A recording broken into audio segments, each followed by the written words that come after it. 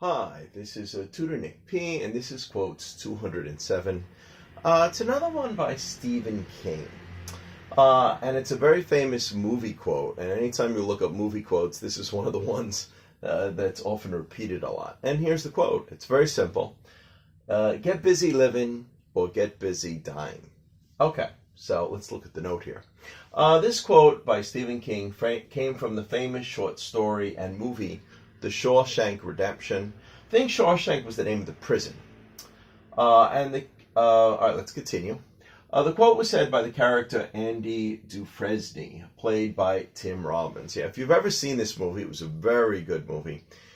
This character, he ends up getting accused of killing his wife and the boyfriend that she was cheating with. And he did actually, I think he did actually purchase a gun, but he threw it away and he never actually killed him. Somebody else who robbed them killed him, but he ended up getting blamed for it. And he ended up going to prison for it, Anytime a wife dies, the husband is always the number one suspect. But in this case, in this story, he really didn't do it. And, all right, so let's go on. This quote is also repeated later by the character Ellis Boyd Red Redding. Both characters said this line when they were at a crossroads in life. Yeah, the Red Redding, that was played by Morgan Freeman, who became a good friend of Andy Dufresne. And when he said it, he was actually remembering Andy Dufresne. All right, now, the character Andy Dufresne, he was at a point where I think there was another prisoner who actually met the guy that actually killed his wife and killed the boyfriend. And he told him that story when he was in jail, and he could have proved it. And the warden of that prison got to like Andy Dufresne because he was an accountant and he did a lot of cheating accounting things for him. And he knew that he was too afraid to let him go. And he actually had it set up that this guy who could have proved Andy Dufresne was actually innocent. He set it up where he looked like he was escaping so he could actually kill him because he didn't want Andy Dufresne to ever go free. And Andy Dufresne realized he's never going to get out of here, that he's got to do this now. He's got to try to escape, which he kind of planned for a long time. And I don't know if he really wanted, maybe for the longest time he didn't do it, or he was, hoping that he would eventually get out somehow. But here he realized he's never going to get out. So he's at a crossroads. So he's got to either try to escape or not escape. And he's actually talking to Redding when he says this. He was depressed for this, and he realized, look, he didn't actually tell him he was going to escape.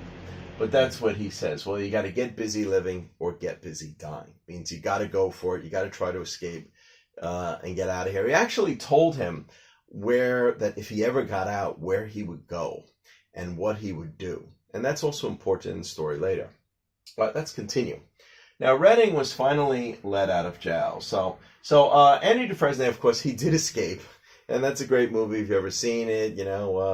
He ends up going through the sewer pipe, and he got out, and he kept all the evidence, and he actually got the warden in trouble, and he ended up getting all the warden's money, and he did escape to where he wanted to go, was someplace in Mexico, I think Zihuatanejo, where he just wanted to get a fishing boat. So he ended up doing this, but it was at that crossroads when he was really trying to decide that he actually said this. Now, later in the movie, Redding, the character, he finally gets out of jail. They finally let him out. He's also an older man after many decades. Even though he got his freedom, he was reduced to a menial job of packing groceries at a supermarket. One of the few options for an ex-convict, because they couldn't get many jobs, after being in jail for so long.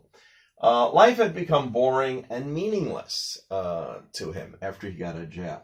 In fact, he had more power and significance as the go-to guy, when he was in jail. When he was in jail, a lot of people, he was important in the jail. A lot of people always went to him because he had a lot of connections. He was able to get stuff from outside the jail in.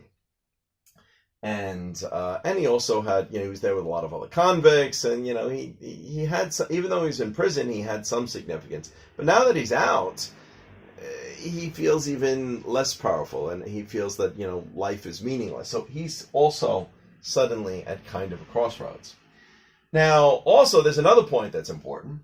Just before Redding was released, there was another character called Brooks. He was the guy that was in charge of like a lot of the books, and he finally got let out also after many decades. Who got released after many decades? Bruce had the same job and the same room as Redding got later. Okay, so Redding found himself in exactly the same position as this guy. Brooks also felt like life was boring and meaningless after he got out. Too much had changed while he was in jail, so he just felt like a feeble old man now. But in jail, he had some importance. He was the guy that was in charge of the books, and that area that all the convicts depended on, basically. And when he was out, he was also afraid most of the time because he's just an older guy now, and over 30 years, a lot of technology had passed by. It was almost like another world to him. Unfortunately, he decided to commit suicide. So at this point, Redding is in the exact same position. He's also at a crossroads in his life, and he's deciding what he's going to do. And in the meantime, I think Dufresne's left him a hint of like where to go, and he left a box with a lot of money. So he's either thinking of breaking his parole and leaving, taking a risk, just like Dufresne took a risk to get out of prison. Or just, almost like doing what Brooks did, maybe commit suicide. Life is too boring, So that's the point that's important here. All right, so this quote is basically telling us all, when we come upon a similar crossroads in life, to get busy living. Strive, do whatever it takes to reach that goal and get the most out of life, basically. Don't just waste away your days in pain and regret. That's basically what he's saying. If you can't take it anymore, and you're almost thinking, life is too boring, or possibly thinking about suicide, don't do it. So regret. So don't take the drastic step, basically. It's a pain and regret, and definitely don't take the drastic step of suicide. Yeah. So either get busy living or get busy dying. That's basically what he's saying. Again, it's a famous quote. It was a great movie. If you've never seen it, I recommend it. Even though it's an old movie, it's still quite good. I'm sure you can find it on cable or YouTube or something like that. Anyway, I hope you got it. I hope you enjoyed it. Thank you for your time. Bye-bye.